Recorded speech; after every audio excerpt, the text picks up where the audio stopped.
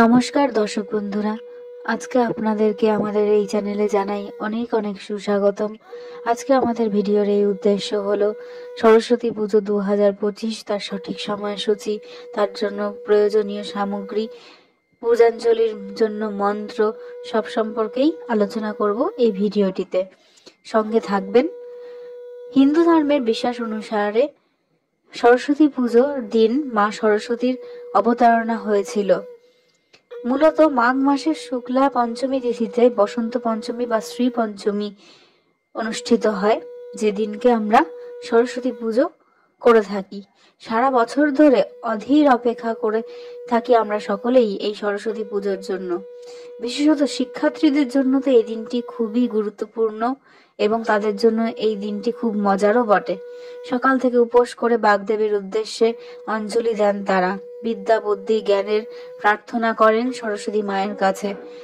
পুরাণ মতে এই দিনে মা সরস্বতী আরাধনা করলে মা লক্ষ্মী এবং মা দেবী কালীরও আশীর্বাদ প্রাপ্তি হয়। জানুন 2025 সালের সরস্বতী পুজো কবে পড়েছে এবং পঞ্চমী তিথিটি ঠিক কখন?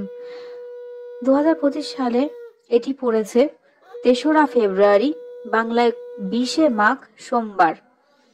সরস্বতী পুজো 2025-এর তিথিটি জেনে নেওয়া যাক, মানে পঞ্চমী তিথিটি সম্পর্কে জেনে নেওয়া যাক।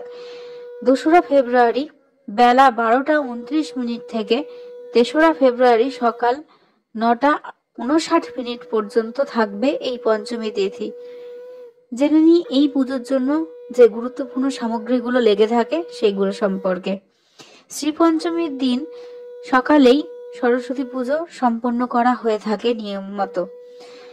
সাধারণত নিয়মে পুজো হলেও বেশ কটি সামগ্রীর কিন্তু বিশেষ প্রয়োজন থাকে, যেমন হলো আম্রমুকুল, অভ্র আবির, দোয়াত, খাগের কলম, পলাশ ফুল, বই এবং বাদ্যযন্ত্র।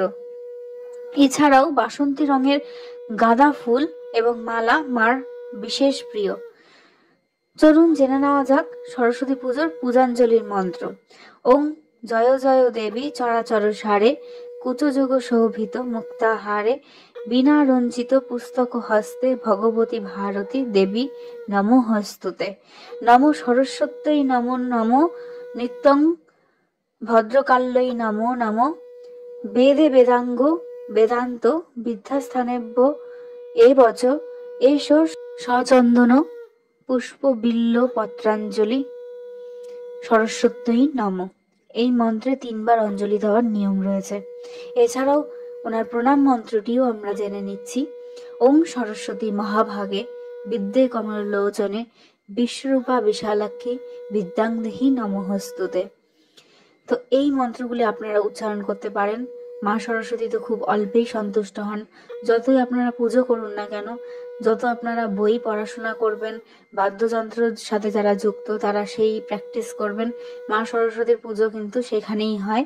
সুতরাং সেই দিকেই বেশি মনোযোগ করলে মা সরস্বতী কিন্তু আরো ভালো ফল প্রদান করবেন।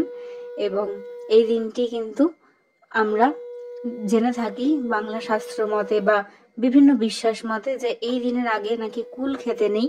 তাই মা সরস্বতীর কিন্তু কুল, নারকেলি কুল বিশেষত খুবই প্রিয়।